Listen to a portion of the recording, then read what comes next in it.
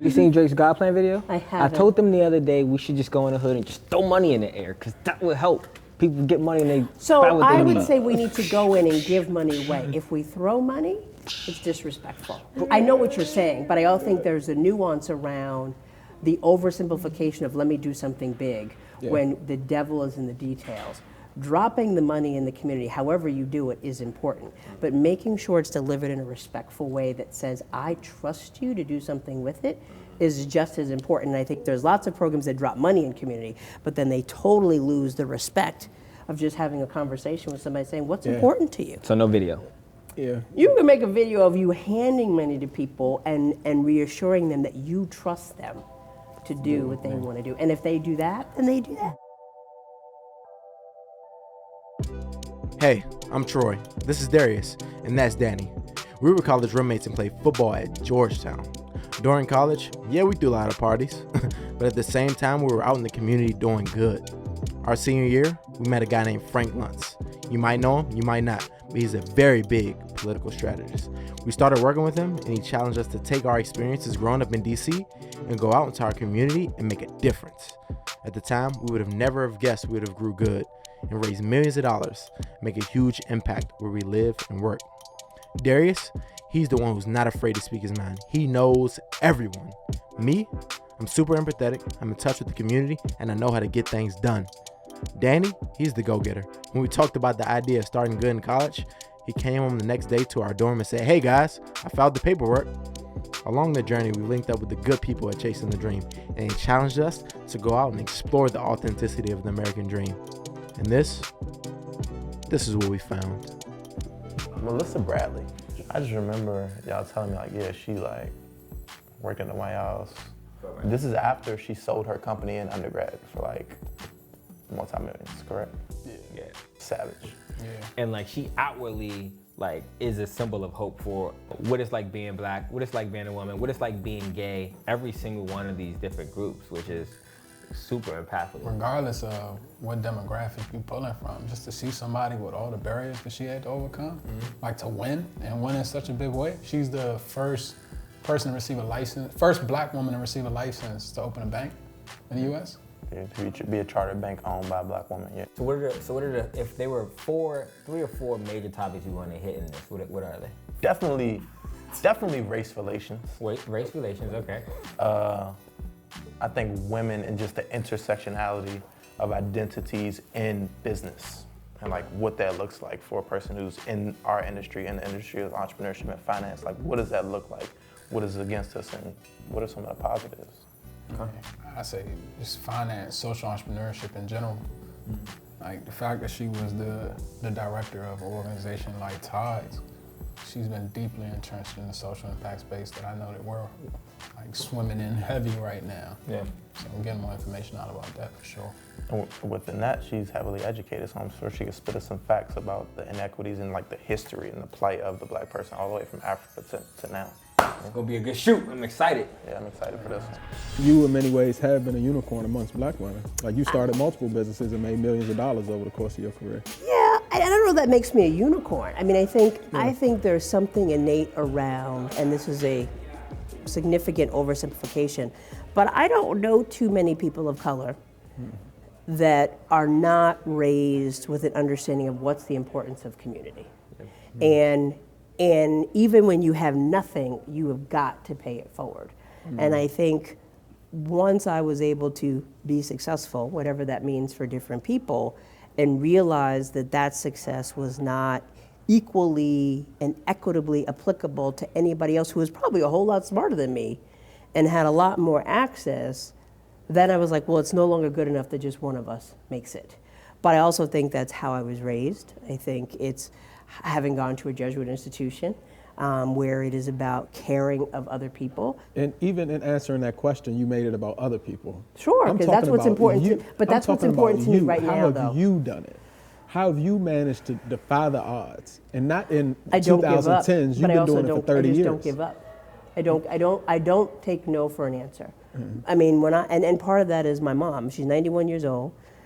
She cleaned houses on the weekends, right? She cleaned wealthy white people's homes on the weekend and did all kinds of crazy stuff that I'm like, what are you doing? Like, I would never do that, and realize I probably would now in hindsight, because she did it so that I could have a better life. And I feel like, one, there is a huge debt owed to her and what she stands for, because I could have never done what she did, and probably wouldn't, although I love my kids to death. But I also think that I don't have to. One, because of her and lots of people like her, but two, because times have changed. What my greatest fear is now is that my family, we went to Accra, Ghana, in the year of the return. And everybody's walking around with Spike Lee's 40 Acres of Mule, 1619 shirts. And that's fabulous, and we can all count 400 years. But do you really understand what has transpired in that 400 years, and how ass backwards we still are after 400 years, and how our destiny is so intertwined with Africa, whose independence is only 40 years? Do you really understand why we are where we are? Because if you don't understand the problem, then you're never going to get a solution. So that's why I think it's important for facts, a little bit of story, and certainly an understanding of how context has changed, because I think we have come to, we tweet about everything, and we have oversimplified legacy, and we've oversimplified the amount of oppression that has existed, and how I would argue slavery has clearly jacked us all up, but the microaggressions that we experience on a daily basis probably outweigh any level of abuse that someone had, because we have no way to just write it off as a physical abuse, but as an emotional pain that is permanently absorbed and passed on and replicated, and we have no way to stop that damage. So you know our work, you know what we do in the community. Yep. How do we take the baton and continue moving forward? I think doing what you're doing. I think that what I just laid out is the concern that people don't understand our history, and I am happy to know that you all do. I think it's important that we teach that history, even to little folks in the right context, to understand that freedom is a concept. I think it's important to be empathetic. I think that what has evolved in our community is that we're no longer homogenous. We come full circle to the conversation. And I think when you all made that switch of not trying to do everything, but really go deep into a community and really get to know people, you can't solve anything until you understand what the problem is. And the problem is not just schools suck. It's not just I don't have any heat. It's not just the metro doesn't come my way. It's the emotional baggage of being told that I'm dumb at 3. It's the anguish that I have around abandonment because my mom left and would only come back every couple of days, and all she did was go to work. But I didn't understand that at 7. It's the frustration that I'm 13 and I'm stuck taking care of my brothers and sisters and I can't go play basketball. Because that's the emotional stuff that we have ignored for 400 years that I think holds us back, that causes us to fight with each other. And when people say we're angry, makes us extremely unhealthy individuals, because we have no one to say, you deserve to be at peace. But I think that's part of it that we haven't identified, is that even white Americans are suffering in similar ways. Absolutely. Like, and not just in middle America, but even in housing projects and urban areas like across the East Coast. Yep. Well, I think that's the nuance, right? I think that the conversation has shifted. Yeah. It used to be a race conversation, because that was easy and highly oversimplified. But now it's race, it's class, it's geography. And let's be clear, there aren't too many people that can actually have conversations at that level of complexity, which is sad, in part because it means you've got to own some stuff. But I think in order for us to move forward, we have to understand what our own contribution has been to someone else's misery. And while I can look at my white colleague and say, I know you, as far as I know, you, but maybe your family back in the day, but you personally had nothing to do with slavery. I get that. But if you remain quiet, if you do not understand or take the time to understand my plight, if you are not an advocate for me personally and the work that we're doing, then you were just as complicit in contributing to the bias against me because you said nothing. You said poverty costs the world $500 billion a year. It does. How do we change that? $500 billion, that's a lot of money. Well, I think one, we all have to agree poverty is bad. You said we have to agree if agree poverty is poverty. bad. I think a lot of people don't. I think part of the reason why poverty persists is because we've been able to quantify it and we become comfortable with it.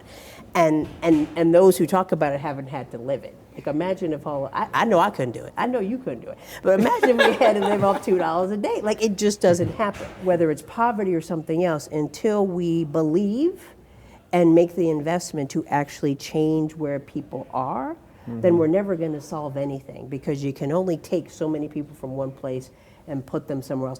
Even the most simplistic of prison, we can only lock so many damn people up because the cell space is only but so big. And so instead of locking people up, let me actually fix the blocks, New York City, $1 million blocks where programs are spent, fix the blocks. But let's be clear, that's too scary to people. Yeah, what you're getting at is spot on, right? I say all the time, anytime we're in these public spaces, how in the holy hell do we spend $400 billion on philanthropy in the U.S. in 2018? That's right. And poverty and the wealth gap actually widened and got more. Like, it makes absolutely no sense in my head.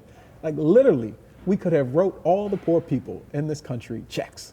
Just said no more And that's what's nonprofits, happening. no more social But look at the mayor of networks. Stockton, right? But the scary part about that is, right, so at Georgetown, I teach in one of my classes universal basic income. Yeah. And what's fascinating to me is America, under Nixon, authorized universal basic income. Never saw the light of day because there was a political faction who found this random ass study that proved to be false that said if you write a check to a household and the woman gets it, it's going to cause divorce. So they shut it down.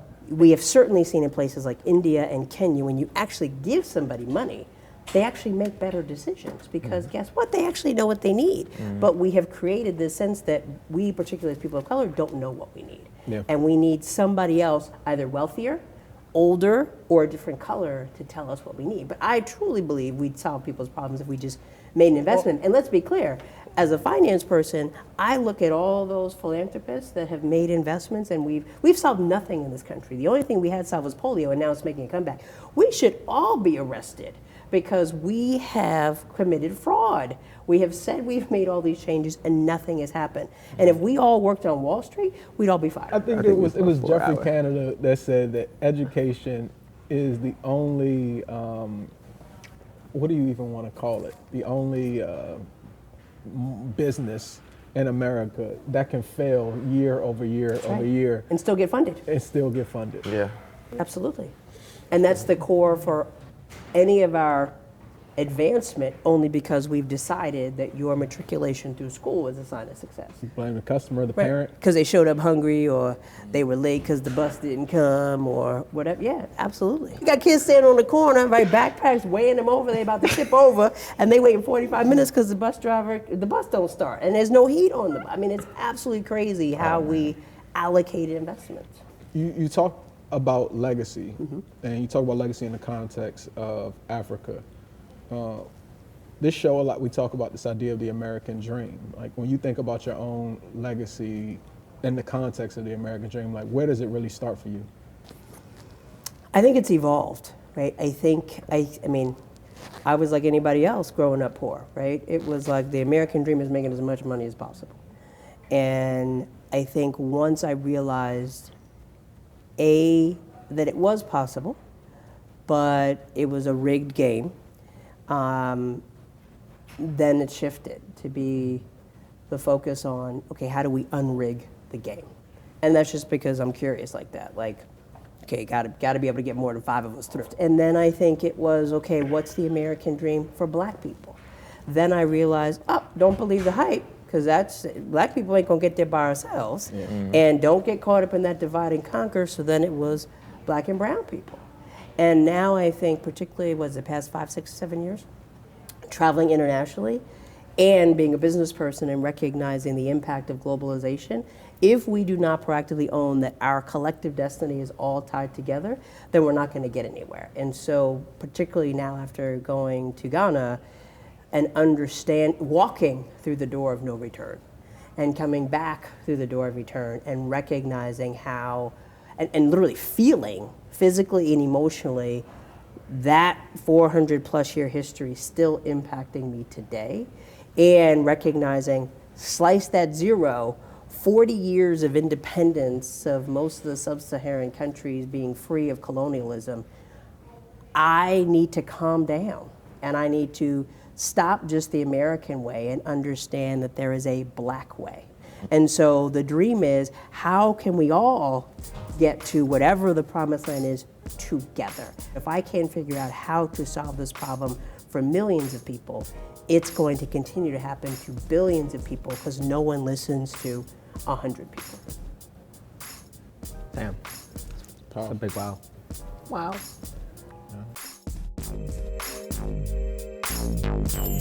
Yeah.